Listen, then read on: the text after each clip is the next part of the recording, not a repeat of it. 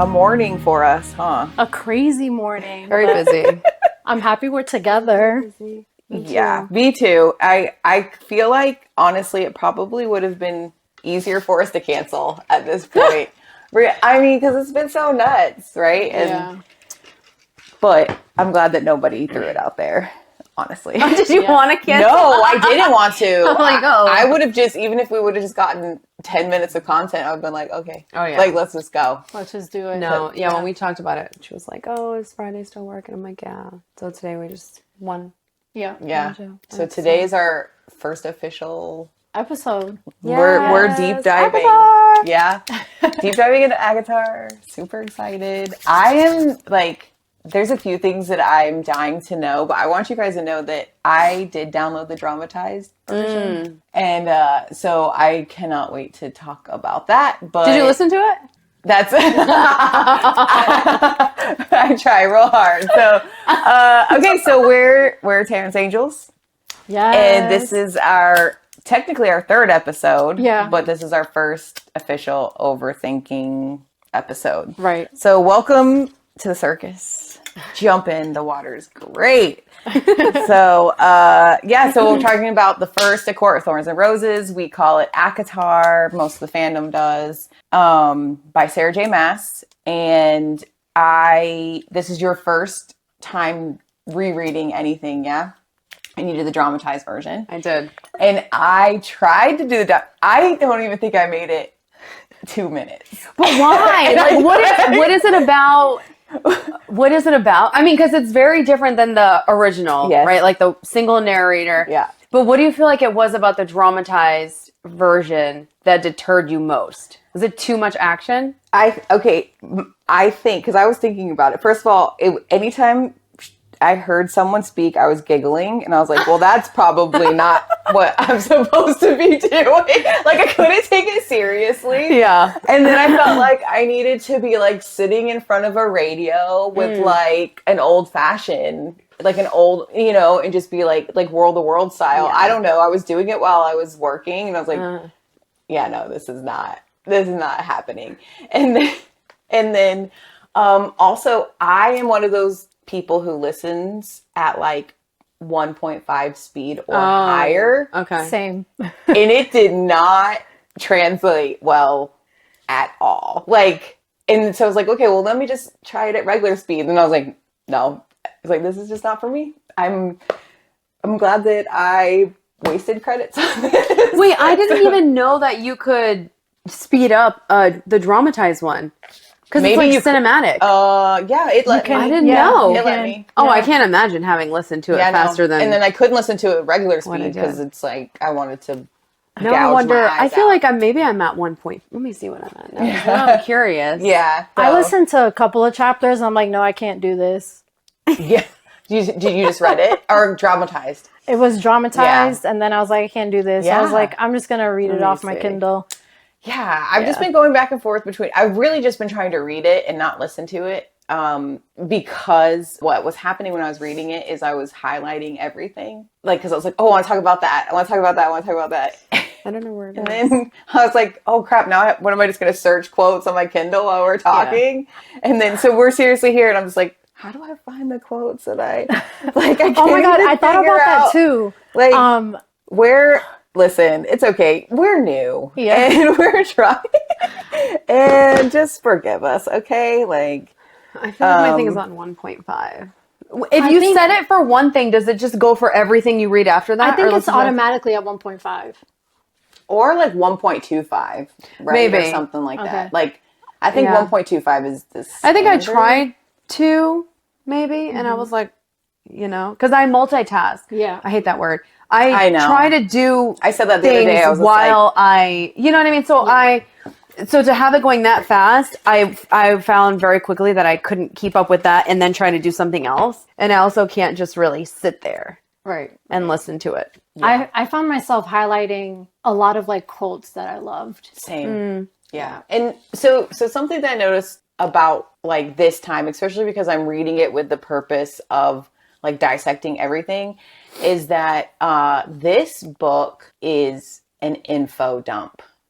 Like I didn't appreciate, like, especially because there's so many magical creatures that she mentions. Like I was just like, at one point I was trying to write it all down and I was like, no, I can't even keep it all straight, right? Like, because even just the first chapter is info dump city. And it's like, and it's not just the first few chapters, it's the whole damn book. It's really preparing you. It's preparing you. Yeah. It's setting up. And like an observation I had made was like, I really feel like the whole first book is nothing but world building. Yeah. For all of the rest of the series. Sure. Yeah. Which I definitely didn't get that first couple, definitely the first time I read it. And then later, now. So I have a question for you guys. So if we're going to start the book, because I usually read on Kindle. I haven't read in a regular book, I don't know, forever, but like, so I open it and the first thing I notice is like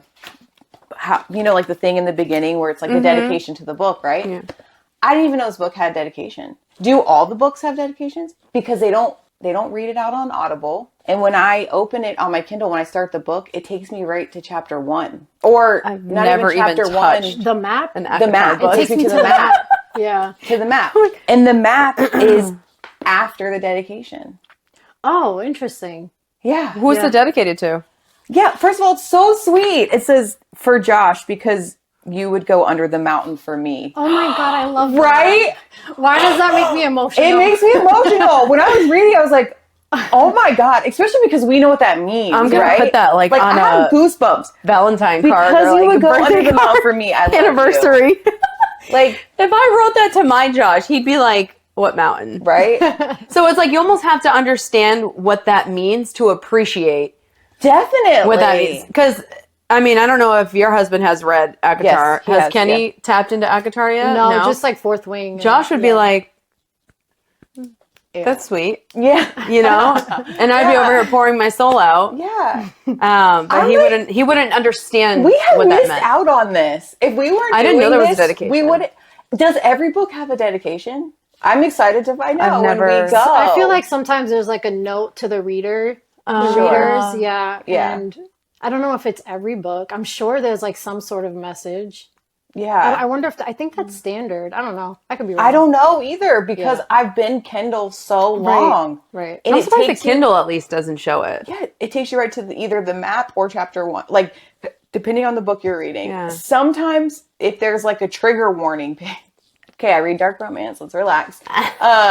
So if there's a trigger warning page, it'll take me straight to that. Gotcha. Yeah. But, I've heard that. So depending on where the dedication is, if it's before or after. But like there has been books that I have read solely because like the dedication's going viral on social media. Yeah. And then so I'll download it because I'm like, well, I want to read. But then I don't even see the dedication. And then I'm like, oh yeah, and then I have to go back and read it. But I do feel like I've listened to audibles where they have read out the dedication. so I wonder maybe if it's a publisher thing and they just, I don't know what. I mean, why leave it out? I'm going to start paying attention now I want to know who Josh is. Yes, I'm literally the sponsor. Like, why isn't anyone asking who Josh is? Yes, exactly. Yeah. I mean, is that her husband's name? I think don't so. know. I think so. Yeah. Yeah. Because if I'm gonna not, say yes. she's got some questions that need to be answered Yeah, for real. about this Josh guy. Okay. The other thing is, Yes. we get to see a map. We're reading it on Kindle. I don't know. You don't know this, Map. right? And you don't. So you have literally no visual. You've given no visual of Prithian, and so like we know off the bat that the human realms is a part of Prithian, right? Even though because it kind of sounds like Prithian is Its own like its own fairy, silo. Right. yeah, like magical, but it's basically the It's like all the same actual land it's all the same with like a land. wall with the wall. separating Exactly. Yep. a wall with a hole in it. But the humans just don't consider themselves. They don't really consider themselves part of it. But Well, they because are. I don't think it's the land itself that has power, right? I have as much as it is suspicions about that. Yeah, I don't know how there is magic. Yeah, there's magic in the land. Yeah. Yeah, So maybe that's how they decided where the wall should go, Or the or wall maybe is, they empowered wall- the land. Isn't the wall? Don't they have some sort of like There's a barrier. Magical barrier. If you even get close to it, you start getting ill. Because you remember when Tamlin takes Feyre, she passes out or something, and she realizes it was the magic. Yes, and I she feels like the metallic sting on her nose. No. Anytime magic's being used, she can smell it. Like which right yeah. Which I always and that happens early. I marked it a couple times where I didn't realize and I even had made the comment you can smell Feyre can smell and magic. No one else or makes mention of that. No. Oh, so that's a little bit of foreshadowing. Yes, right there. that's what so there is magic, and then obviously because we have the fire night is when they're just putting magic back into the earth anyway, or we're just calling it Earth, whatever planet it is. But so there's magic everywhere. The other thing that I didn't realize until this time is that everybody knows about the Fae. Everybody. And they're very real to them. And I kind of always thought they were just kind of boogeymen or maybe they're real, maybe they're not, but oh no, they all 100% they know the wall is there and they know why the wall's there and they know what's on the other side. Yeah, and I didn't really have a full grasp of that first time. So I don't remember if I thought that same sort of idea. If it felt like maybe it was just a bedtime story. Yeah. That was kind of passed down. And I think the way I interpret it is that they knew that there was fairies and the humans just had a lot of misconceptions. Oh, yes. Yeah. Yes, for sure. And that was the thing. That's kind of what I figured that the first chapter or maybe the first 3 chapters was literally just what all the humans thought fairies were. And just, okay, so here's where all her biases come from. Here's what everybody around them thinks. Here's all, and it's basically all the myths that we think, right? They can't lie. Right. They can't, the iron and everything. So it's okay, so you kind of feel safe. And then the ash arrow, right? The ash is the only thing I think kills them. They said does work. Which is the only, basically I feel the only thing that actually carried over that to be true. Right. So that was crazy. Okay, so chapter 1 then. So literally Feyre's just hunting, right? And the thing that struck me about chapter 1 was Feyre, I just feel she's kind of doesn't care if she dies or not. No, she's completely hopeless. Yes, she's very. She's depressed, lost maybe, or a sense of she purpose. doesn't feel valued because her sisters don't really do anything to help. Yeah, and she's so stuck, not stuck, but she's so trapped by that promise that she made her mom. Yeah, that she has to care for her, which almost makes me feel like it's a vow. She made an actual vow to her mom that she literally can't break, right? Because her mom told her, "There's a magic. I need you to take care." Yeah. We know now that we've been rereading it that there is magic in the land, right? That there's magic. If Feyre is something that we don't know, then maybe she literally can't break her promise. Literally can't break her promise. Spoiler alert, right? So kind of how when she makes the agreement with Reese, she can't break it, right, until it's fulfilled. Yes, or even to Amarantha, she can't break that until it's fulfilled. Yes. So you're right. I didn't pick up on that because I was just damn. She doesn't want to do it, right? She resents the fact that she made that promise to her mom, right? Her dying mom, that she'll take care of them, right? And because you're just well, then just don't do it. Nesta's I'm not doing it. Right, my hands. Yeah, but Feyre does it. So I'm just sitting here thinking, maybe she literally can't help herself. It is some kind of magical tie. And so she just has no choice. So she literally just doesn't care if she lives or dies. I don't know. I think I disagree with that. Yeah. I think that it has a lot to do with her personality, because she's incredibly loyal. Yes. And she would do anything for the people that she loves. And I think from a moral standpoint, she's doing it because she made that vow, because she made a promise, and she's going to follow through with that promise. Mm-hmm. So I think it just has a lot to do with those values that she has. Yeah. To be honest, that clearly only she has, because right. Like even her dad. Because is it's like, Yeah, it's like that's a gift and crazy. a curse for her. Yeah. You It know is. what I mean? It is. Yeah. And maybe she feels like because her sisters and her dad are just not accountable for anything, that she has to kind of fill that in. Like she has to fill in the gaps there. It's just a weight that she's carrying, and she can't let it go Yeah. because She if like she does, has to her family falls overcompensate apart. for the lack of her family's contribution. Yeah. Thank you. That's what. Yes. Yeah, that's what. You know what I mean? That was Like- like 3 words that summed up everything. I was Done. Jane Yeah. has like a very intelligent way of. Thank you for that. You're welcome. That was perfect. Yeah. Yeah, but I didn't realize how hopeless. First chapter has this very like somber, hopeless. The quote that I highlighted was hunger had brought me farther from home than I usually risked, but winter was the hard time. So like she knew she might not come back. But she knew it was a risk. Like sun comes down early. But they wouldn't survive. Yeah. But that's still Feyre too, right? Like throughout the whole series, she constantly risks herself. It doesn't even think twice about it. Like literally that's who she is at her core. It doesn't matter. Yeah. Like she does not matter. That's what I feel like. Yeah. Her life does not matter. Everybody else's does. And she says in the book, just going back to her hopelessness, that her like idea of like an ideal state is to have her sisters like married, for her to live with her father, Yes. and for her to paint. Yeah. Then she says, like, basically she says, well, that's not going to happen pretty much. Like, it's wishful thinking. Yeah.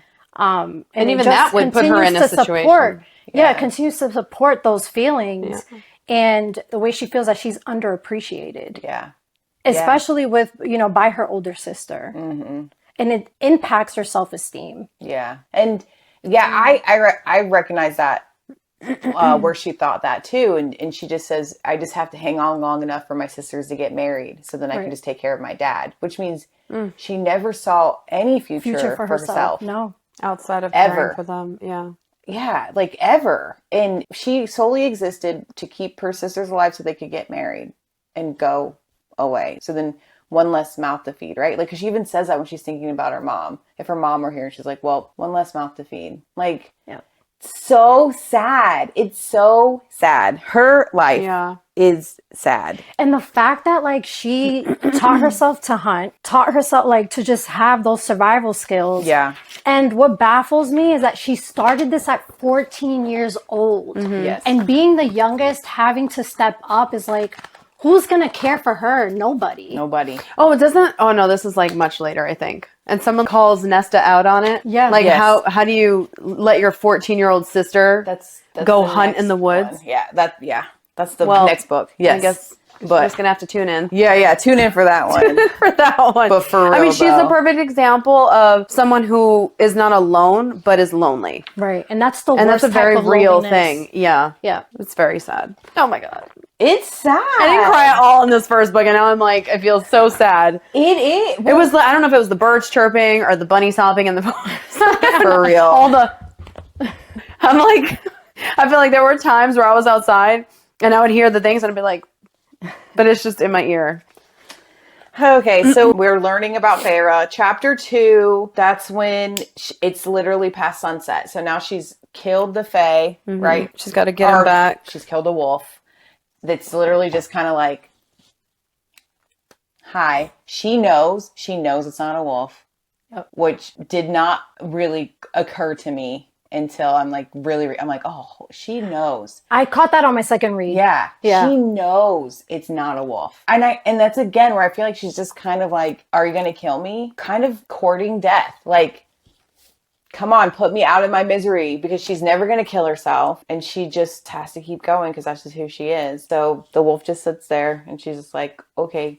And Right, because they like make eye contact or something, and like Yeah. he looks right at her. he looks right at her and he just sits there. Well, and because waits. she says something about if this is a wolf, then kind of like great, but if it's not, I mean, she's not really knows. gonna know until Yeah. you know what I mean. Yeah. It's so ginormous. Like, she knows. Like, there's a I can't remember. I thought I highlighted it, but I didn't. But there's a moment where you're like, oh, she knows. She knows, But she has nothing to lose. but she has nothing in her mind. Yes, Yeah. in that moment, it's like no, and even if her life was lost, she doesn't consider that something to really lose. Yeah. because you know, I mean, it's just sad. And she stays and she skins it. Like, so now she's there past dark, which she didn't want to be anyway. Like, so it's snowy, it's winter, it's dark. She's now murdered. Her boots are falling apart. She's cold as shit. Yeah. Like, and she's dragging two corpses because she has the dough. Well, I think she just took the she just take the she skin. skinned She skinned the wolf. Yeah. Crazy. And then she shows up to her house and there's no wood chopped.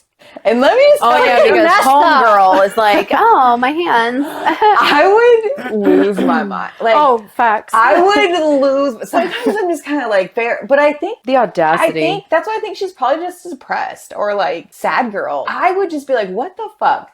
Cut the wood. Like, I'm doing all these things, but she just like is thinking it internally and just doesn't say anything. I think she knows it won't make a difference. Well, when she finally did say something, Nesta chopped wood, and then she chopped it the next morning too. But I think she's just so beaten down. Yeah. I just think we've really just get Feyre at her lowest, really, is what I think's happening. Yeah. And she's just so beaten down that she's just like, when I'm just like, nah, bitch, go cut that firewood. You guys want to eat? Like, holy cow. And then they just have venison or whatever. They have the deer, but it's crazy. But okay, so there is like something that, did I highlight it here? Yes. In chapter 2, she says, mortals didn't possess magic, didn't possess any of the superior strength and speed of the fairies or the high fae. So like that threw me off because that's where I realized, oh crap, she even knows like their rankings and like what makes them high fae and what just makes them regular fae and all of these things. And so, and that's where, I think that's where I knew that she knew. She just is a murderer. And I also thought that was a little bit of Maas kind of telling us like Feyre knows some things, but she doesn't really know everything. So it's like, I don't know. I think it was kind of a clue for us, but also just, I don't know. There's a lot of just information overload. Yeah. I want to say the book, I was like bored on certain parts of the book. Like, I know it was a lot of info dumping and like world building and her inner monologue and all of that. So it took me a while to like really get into it. I think I started getting into it when she got attacked by the Naga. Mm-hmm. And she trapped the Suryo. And then Tamlin came to like, okay, that part. That's when it started getting really interesting for me. Yeah, I agree. It's slow. This is a slow. It kind of amazes me that I even read this, honestly. My best friend is listening to it now. She was like, does it get better? I'm like, yes, please just power through it. I promise. She was listening to the Audible? Yeah, she loves Audible. But I have to say that I was much more engaged during this dramatized version than I even was in the Audible, because we talked about that before that. I was like, oh my God. I'm just like, there's like one name after another, and then this person's doing this, and you're like, same thing. Just, it picks up. Yeah, I'm like, oh my God. I can't even keep track of all the names they've said already. This time around was better though. Yeah. Chapter 2 does give us, though, the glimpse of the bureau. The drawers. Oh my God, yes. That's where we get the drawers. Wait, what's the drawer? Ooh, okay. So Feyre's talking about how forever ago they had some extra money, and so Feyre used it to buy paint. Oh, and I thought Elaine bought. Elaine bought her paint. Yeah, she did. And she bought Elaine the seeds. For the flowers. For the Which I always was just like, why didn't Elaine buy food? But Feyre's why? Feyre, why didn't you buy food? Why didn't you buy seeds? Her love language is obviously acts of service. It is, yeah. And she knew that she would love the flowers more. But she talks about what she did with the paint. So she talks about how she painted all over the house. And she painted, each of the sisters have a drawer.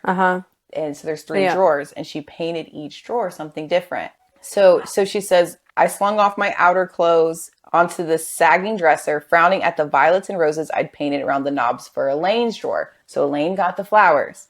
The crackling flames I'd painted around Nesta's, and the night sky whirls of yellow stars standing in for white around mine. She literally painted the night sky. But remember, she dreams. She has these dreams. Yes. So it's like, I mean, it makes sense that she painted. I feel like I made that connection the first time around, but once we kind of once things really unravel, yes, you start to look back and you're like, damn. Like she knew when they talk later on. Sorry, guys. When they talk later on about the dreams and how he had been visiting her and they knew it was going to happen. Well, he knew it was going to happen. It's just a matter of when kind of thing.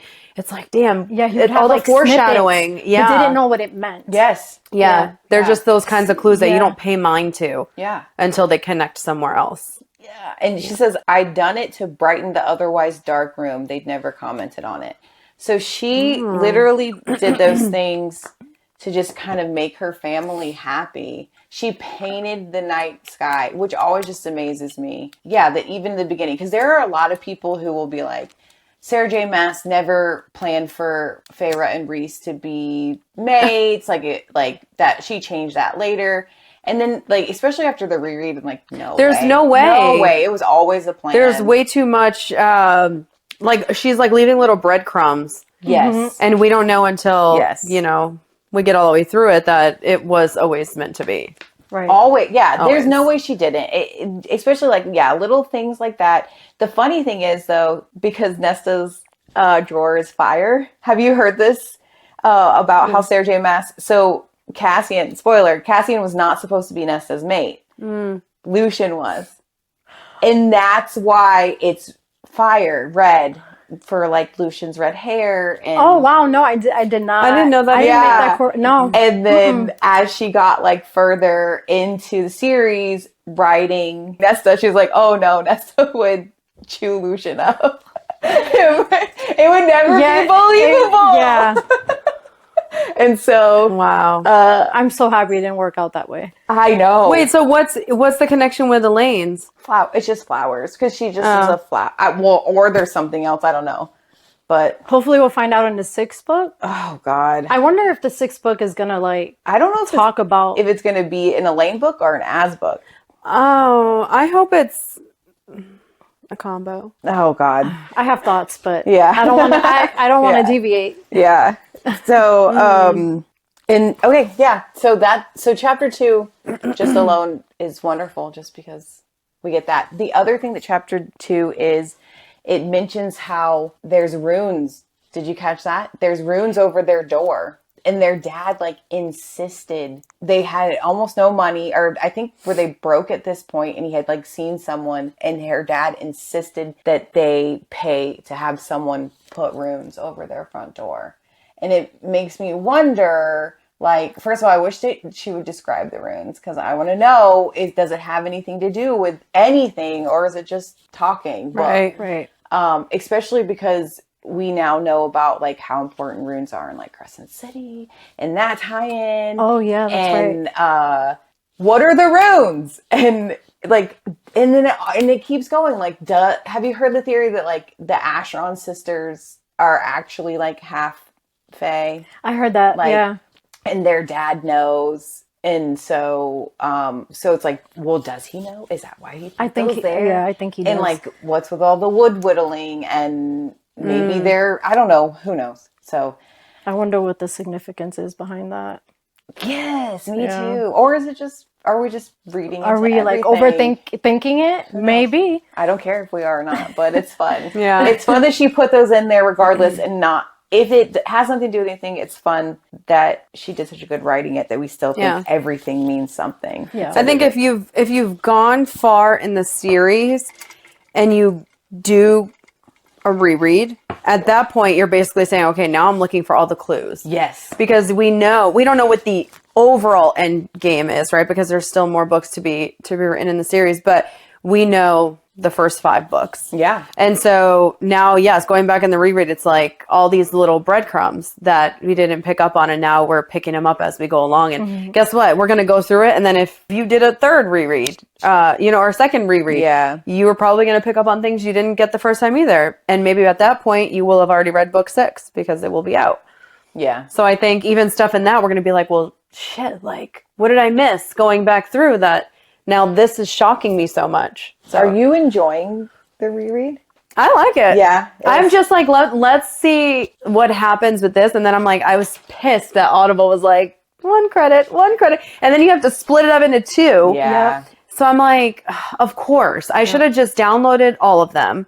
But even then, that's the thing with Audible is when you download something that is included in your membership, there will come a time, more than likely, that it's not included in your membership anymore. And even though you've downloaded it, you now have to pay for it if you want it again. Oh, that's annoying. And so that's the downside. Yeah. That's the downside to that. So I will probably just pay for it or give it a week and see if maybe Audible's like, she's not interested anymore. And then... So you're going to stick with the dramatized all the way through? So I did look. Okay. And I think every book written so far, for the most part, has a dramatized version. Okay. The problem is that it's 2 parts for like everything. Okay. Yeah, like A Court of Wings and Ruin has 3 parts. Oh my God. Yeah. But they're not long though. That's the thing. Like a regular Audible for like How the is it first book. shorter? I don't know. It was like 20 hours I think or something. like they put, so like one chapter is like an hour. They're like an hour long each or something. So maybe that's why They're very it feels long. shorter. But even if you look at the duration, it'll be like 6.5 hours for part 1. Yeah. Part 2 is like 5.5 hours. So it does make you wonder, because the original Audible is like 20 plus hours. I think the lowest one is maybe 16 or something. You know what? I'll check in Kindle. It tells you how many hours it'll take you to finish the book. Yeah. Based on the speed? On reading Yeah. speed, yeah. Yeah. So I wonder if like they average the reading speed and just come up with some sort of like number. Interesting. Yeah, that is interesting. So I'll look Yeah. to see and then compare it with what the Audible says. Yeah, because the thing with the dramatized one is you can't really say, okay, I'm going to read to chapter 50 and then stop. Like, it doesn't pause like that. I wish it had like all the chapters. Yeah, I want to say part 1 is like 6 or 7 chapters. They should at least But it's tell like you, like, what it I don't even know how they encompasses. categorize the chapters. Yeah. Yeah. Interesting. It's like, no. Yeah. Sorry. We had a side quest, y'all. Chapter 3 is literally just her going to the market to sell stuff. And it's just more. And that's where we get like monsters and names. And I'm just like, do we ever hear this name again? Like they're talking about how they saw, I don't know, it starts with an M. Merchant? No. No, it was like a Modax or I don't know. I'd have to. But I was just like, I don't think we ever hear that name ever again. But like, and then she like this listing like scary monsters that exist. I'm like, God, what the? And but I don't know. I don't know if we ever hear them again. So we'll see. I don't know why I don't remember that. I don't remember him chapter either. 3 was it was okay. When they Like, went out and like to go sell stuff or whatever, I was bored. yes, same. And then the Children of the Blessed, The right? Children of the Oh, yeah, Blessed, that's when all that happens, and then that's when you find out that like the guy that Feyre's been hooking up with is getting married, which also might be another reason why she's kind of depressed, because it's like a real signal to like that ending. And you also get to see Feyre is actually kind of protective over Nesta, because she is like, you can't marry that. Because Nesta's like set on marrying some guy, and Feyre's like, no, like his dad is abusive, Right. Like, so he's gonna be abusive, and she's just like and she's like pleading with her, and I think that Nesta at some point like kind of took pause, like stopped arguing, but she's like, I'm gonna do what I want. But I feel like Nesta kind of was like listening to what she was saying. She was letting it resonate. And so you really get the first 3 chapters are boring. But we get a couple of really sweet treasures in there that kind of make it worth it. And I didn't realize how much sibling interaction we get. You really do get, and it is very much always like Feyre and Elaine against Nesta, or Nesta and Elaine against Feyre, or oh my God, you know what I mean? it reminds me of my childhood. Yeah. With my 2 other siblings. Yeah. But for the most part, it was just me and my brother against my little sister.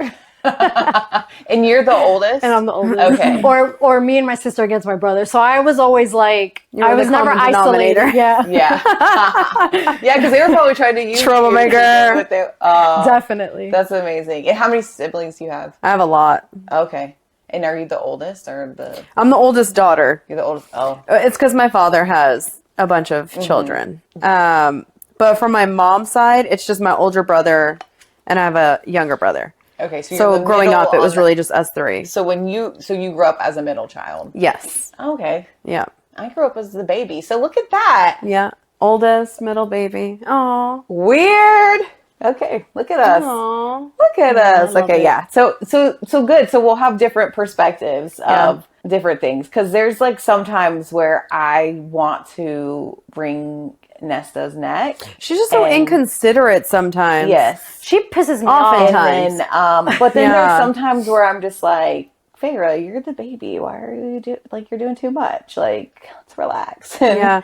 But it's interesting when you see that sort of dynamic in a household where like the younger one is the one that ends up stepping up and taking care, especially at the loss of a parent. Yes. So I think if Feyre had been a boy and the dad had died, it kind of would have, if they stayed with that sort of storyline, maybe it would have been the same dynamic. But then you have Elaine who's like just always looking for the bright side of things. She's very, what's the right word? Poppy. And, she's very sweet. But then Nesta, again, like having known everything about her throughout the books, going back through the reread, you go in with a different perspective. Definitely. Like I can't listen to the first book again and not think like there's reasons why she's like that. Yes. So then I think what comes with reading all the other books is this new sense of empathy when you're relearning about, right? Is empathy the right word? Yeah. Mm-hmm. She's, hey Google. Hey Google. Hey, Google. How do you say? So I think going back into it, where, first time around, we're like, God, this chick is a bitch for no reason. She's just cruel. Like, how can someone be so cruel to their sister who is very clearly supporting their family? If it wasn't for her, you'd starve. Point blank, bitch. She also carries so much resentment towards her father because he never stepped up. Yes, Yeah. and at least it said in the first book. And her mother favored her. Mm-hmm. And the mom didn't treat Feyre very well. Mm-hmm. And so I feel like Nesta sort of absorbed that from her mother. Mm-hmm. And so by extension, she treated Feyre like that, whether it was intentional or subconsciously. Mm-hmm. So because it's like learned behavior, being conditioned. And we know too, like, because we've read the books before, so we know that Nesta loves Feyre. Like, she literally does anything Feyre asks of her. And she takes, like, I feel like out of all the mates in all the series I read, Feyre kind of takes the beating the hardest in respect to, like, the other characters around her. Like, even after she mate with Cassian, Rhys is still a dick to her. So she doesn't get, like, the same reverence that kind of like other mates get. So I have, like an empathy. I have a compassion for her, but also she doesn't make it easy. No. And so it's just kind of one of those things. The thing is, like, Nesta never rubbed me the wrong way. And I say that because I have an older sister. And so the whole time I'm reading, I'm like, yeah, that's just how older sisters are. Like, I didn't offend you. I did not have the vitriol that people I had such a visceral reaction to it. Like, but I think it's because you're the older sister, and so you're a sweet person, and so you're just like, I would never be able to treat my siblings that way, right? Yeah. Like, right. Yeah. But do you identify as, like, amongst your siblings, are you like the more caregiver type? Because I don't really see that from, like, I feel like knowing your brother and sister, I feel like I would put you in that spot. Yeah. Which makes sense because you're the older one. You would think that that's dynamically how it should be. Right. And my sister reminds me a lot of Nesta. Yeah. Your little sister. My youngest sister, yeah. Yeah. So it's just, it's one of those things, because I remember I had this conversation with my husband because he's the oldest, right? And he has two younger sisters. And I was just like, do you think that Sarah J. Maas got their birth order wrong? Like, I think about it constantly because I'm just like, I feel like Elaine totally is like little sister coded. Yeah. Yeah. And at the very least, I feel like Feyre's middle sister and then Nesta, like, it could go either way. But I was like, but Elaine, I just feel like is 100%. Well, and he's just like, no, but he explained it to me from, like, the older sibling is that for him as the oldest sibling, he feels like he has to have, like, a certain stubbornness, like, that he's not going to let his parents get away. So, like, he understands Nesta doing nothing because it's her dad's job to do it. Like, so he's like, yeah, I would have been the same way. I would have been the same way. And he's like, the difference is I would have been telling my siblings, don't do that. Like, I would have never let my siblings go out and do that, right? I would have forced my parents to step up. So there's, like, little things that he's just like, and he's like, I'm always going to be the first one to step in front of fire for my siblings. And I don't care if everybody hates me. He's like, I don't care. Yeah. So he's like that shield. So it's like I'll always I'll take on all the bad traits so then they can have all the good traits type of thing. I'm like, so when I was rereading it this time, that's where I really, go ahead, Jane. Nesta, I forget what chapter she says this, but she tells Feyre that she basically hated her for like, I guess, stepping up and providing. Like on some level, she had that resentment towards Feyre, but she hated her father more for not coming through. It's in this. I don't know what chapter it's in either. In the second. Is it the second book or? No, it's in this book. It is in this book. Okay. I was going to say that too because I was going to say, imagine how. Back, I think. Yes, it's almost like a. She is resentful because the more Feyre does, the easier it makes it for the father to not have to step up. Absolutely. And so it's almost like, I don't hate you because you're my little sister. I hate that you're doing all these things and enabling our father to become, to further fall into this pit of nothingness where he doesn't have to be accountable for supporting his children. Yes. So I was also going to say, because Feyre's mom didn't treat her the greatest, imagine how powerful that is when that person is now on their deathbed and you're the person that they say, I need you to take care of your family. Like, you haven't given me much of anything as a mom. And now you're entrusting me. So I almost feel like I would feel such a sense of obligation too. Now that I think about it and how in that light. How old was she when her mom died? I don't remember. She was young because she tells Tamlin. Well, I know she was 14 when she started hunting, but she said that it had to be before that. But it was before that because they still had money. Yeah. Right? Like, so. And the money lasted 3 years after the death of her. After the father was like he lost everything. Yeah. Which also, I didn't realize how fucking rich they were. I know. Like, they had to. Wasn't he the king of merchants or something? What was his name? His nickname? Something the like Prince that. of Merchants. Yeah. But like, it didn't really. I didn't really grasp it until I really was like, oh my god, they had enough money to like live for 3 years with him having nothing. They had to have been rich. Yeah. And if Nesta's older and she went from being rich, we know she didn't like her mom because she know that her mom paraded around like a little doll and was grooming her to, who knows, land a prince or something. I don't know. But that had to cost money. I don't know. All the things you just are like, every layer. And okay, so chapter 4, and then I think that's where we're going to make it. But that's when Tamlin shows up, all pissed off, like, murder. And I was just like, whoa. I actually like Tamlin in the reread. Because, stick with it, because I want to talk about that. But again, perception is everything. I want to talk about that. My perception of Tamlin is different. The second time. Yes. Yeah, because I understood why he was the way he was. And honestly, Lucien was a bigger dick to Feyre than Tamlin was. Lucian's a dick, but I don't hate it.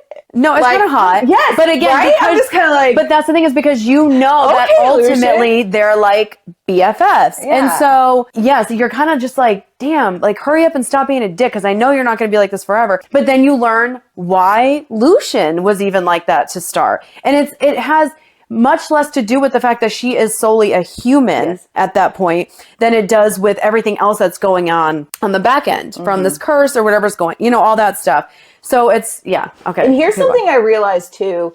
I'm like, Tamlin is good for her as a human, right? Give her a purpose, like made her feel alive. Yeah. Like because there's a point, like a few chapters in where he like flips in front of her and he's just like having fun and she feels young. And like in that moment, you feel young, like she feels young and you feel young with her. And I did feel young with her. And she's like, she doesn't have the burden of like everything. She constantly thinks about her family, yes, but she doesn't have the burden of all of Prithian on her. And like, she's still a human and she's still a young girl. And so he's good for that kind of like change, right? The thing is that he just doesn't know how to grow with her. So she just outgrows him. Like, I have Tamlin issues there, especially because I had just reread the second book like last month or something like that, and it enrages me, like almost triggers me. Okay, Tamlin in the second book, but for this book, in the context of this book, he's fun, he's shy, he's a little awkward. Maybe he, I don't know, maybe he's on the spectrum, but like maybe he is. Yeah, but like he's he just wants to give her pretty things. Yeah. And he doesn't want her to, worry about anything. And she kind of wants that too. Yeah. I don't think she knows she wants it until she has it. Because when he says something like, you don't have to worry about your family anymore because I did blah, blah, blah, blah, blah. Yeah. That's when she finally Is at ease. Well, I think when the Suriel confirms it is when she's really, and I don't think she really knew deep down what to do with that information. It's almost like she needed it to be not true to feel like she still had some purpose to go back to, like her family still needed her. Yeah. But I think understanding that Tamlin is really what got her to that next step of not just being alive, but living, because she never felt that sense of relief, right? Because after the Suriel, I think more so after the Suriel confirms that, yes, what he said was true about her family, then she's kind of like, now what? And that really opened a door. Stay with the High Lord. Yeah. Like things will be right. Now we know what she was talking about. And I think that, but she obviously didn't know what that meant. But it can be a double meaning too. It could, two things could be true, right? Like, stay with the High Lord. Stay with the High Lord. Right. Yeah. And in the end, stay with the High Lord. Yes. It could be the same. Like, it could have multiple meanings. And I do think at that point it does, because he says, if you leave the High Lord, then you'll die, which happens, right? So it could mean all of those things. Mm-hmm. You'll die, your family will die. Oh, and I love your whole family will die, which happened. Yeah. If she hadn't gone back, she would have died. Right? Like something probably would have happened. Well, like if she hadn't gone back.